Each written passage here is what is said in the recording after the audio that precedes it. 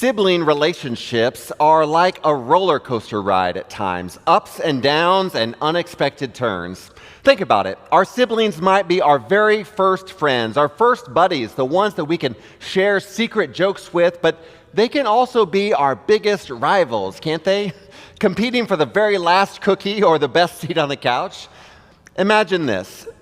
You and your siblings huddled under the blankets way past your bedtime, perhaps years ago, telling ghost stories or trying not to be so loud that your parents overhear them.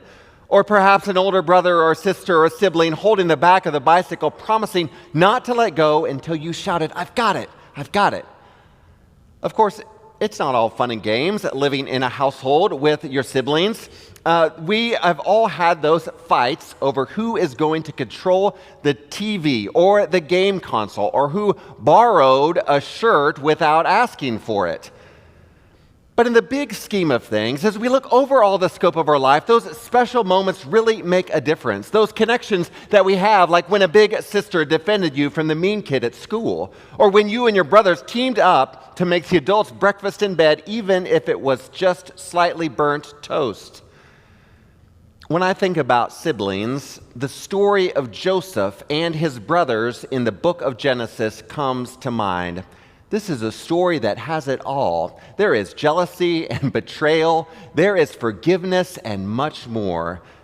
It reminds me of the ups and downs in our own relationships in our families that we experience with others and with ourselves. Now, I want you to take a moment to reflect back and think about your own relationships. Perhaps you have siblings that you grew up with. Perhaps they live close by or far away now. Maybe your relationship is close or distant. What is it like? Or if you didn't have siblings, those who were like siblings to you. Do you remember the good times and the challenging times and all the times in between? Think about how those relationships have shaped who you are today and taught you to become the person that you are. And now, take a minute to consider those siblings and friends who have influenced your spiritual beliefs. Maybe it's the same group of folks, but maybe it's someone different.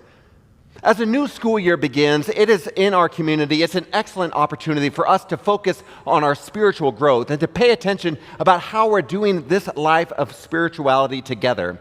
Regardless of how long you've been in the path, whether you've been experiencing God's presence and living in response to God's grace for a long time, or whether it's brand new for you, I invite you to connect in worship. We are focusing in this series on what it means to recognize God's presence in our lives, to see it in the lives of our siblings and friends and neighbors, and how we might be vessels of God's love for those that may need to hear, all those around us. Last week, in our Seeking God Together series, we journeyed with Jacob as he wrestled by the river, symbolizing our own internal struggles and how at times blessings can be the result. We also reflected on Jesus feeding thousands of people from just a handful of loaves and a couple of fish, illustrating that sometimes what we perceive to not be enough or insufficient can become more than enough, can become abundant blessings when we apply our faith and creativity and working together. These stories remind us that God guides us and transforms us amidst our challenges, urging us to see blessings in both our struggles and to trust that God walks with us and will provide. Today we turn to this story filled with many layers in the story of Joseph from the book of Genesis, and later to the story of Peter as he walks on the water. This story of Joseph feels like a drama filled with suspense and betrayal and ultimate redemption, echoing the ups and downs that many of us experience in our own family lives. So let's set the scene. Remember about where this passage came from. Joseph is a younger sibling. He is his parents' favorite. Now that never works out good, and instead of using this favored position wisely, he often tells on his brothers, and envy and resentment brew until one day, in a fit of anger, his brothers decide, this is enough. We're going to sell him off to Egypt. Can you imagine? Can you imagine being sold by your own siblings?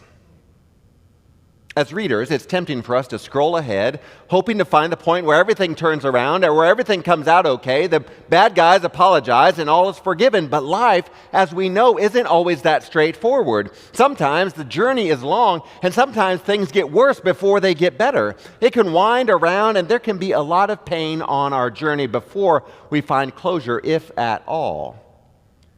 Now, what strikes me about this saga is the exploration of shalom, or peace.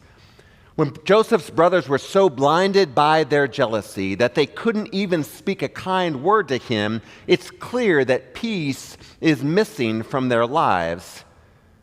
Yet even amidst this discord and this conflict, they constantly yearn for it. We can imagine, even if they didn't realize it.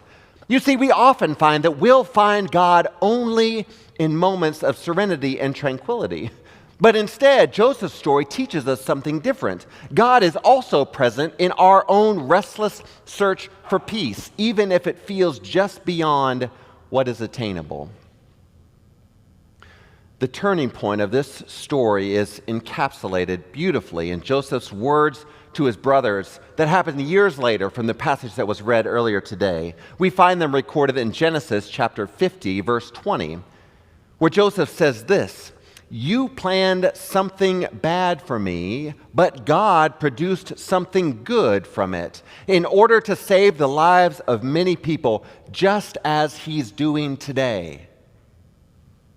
You planned something bad for me, but God produced something good. Have you ever had one of those days where it seems like everything is going wrong? Maybe you've missed your appointments, you forgot the details in a critical project, or you disagreed with a friend. Life is full of unexpected twists and turns. And sometimes it feels like we're playing a game where the rules keep changing, and we're just trying to catch up, to hold on, try to make it through the days and weeks. We've all been there at times, facing those moments where we throw up our hands and ask, why is this happening to me? Did I do something to deserve this? It's natural to question, to feel lost, especially when life's curveballs seem too challenging to handle.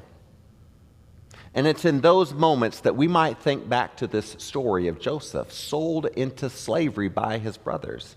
He was betrayed by his own flesh and blood, by his own siblings, sold into slavery, and faces numerous challenges. That's just the beginning for him. But even in his darkest hours, even in those most difficult days, he wasn't truly alone. Even he couldn't see it at the moment. There was a bigger plan that was in motion. You see, drawing inspiration from Joseph's story, we might think of God as a reassuring friend, a supportive family member, a parent who has always our best interest in mind. And when the going gets tough, when we do experience those difficult times, and you're on the verge of giving up, imagine hearing this comforting voice whispering, "Hang in there. I'm right here for you." Because that's God's message for us, for you, reminding us, I've got you. Through the good days and the bad, through the triumphs and the trials, I've got your back, my dear child. So as you navigate life's unpredictable path, take heart in knowing that you're never alone in the journey, as Joseph reminds us. We turn now to the gospel passage because this story of Peter connects as well. Imagine this. Peter is on a boat in the middle of a physical storm, a literal storm with giant waves crashing around them. And then we see that Peter gets out of the boat and tries to walk on the water towards Jesus. It sounds pretty intense, and it is. We might look at this story at times and think that the big lesson is keeping our focus on Jesus. And that's not wrong, because by doing so, we can tackle life's challenges without faltering. But I want to take a little bit closer look today, maybe go a little bit deeper. What if the true challenge wasn't Peter's ability to walk on water? What if it was something more profound, like truly understanding and trusting in Jesus' presence everywhere and always, regardless of what's going on around us? Think about it. When the disciples saw Jesus walking towards them in the middle of the storm, they were scared. They were terrified. They were freaked out. They thought he was a ghost. But Jesus' response was simple and powerful. Hear these words again from Matthew 14:27.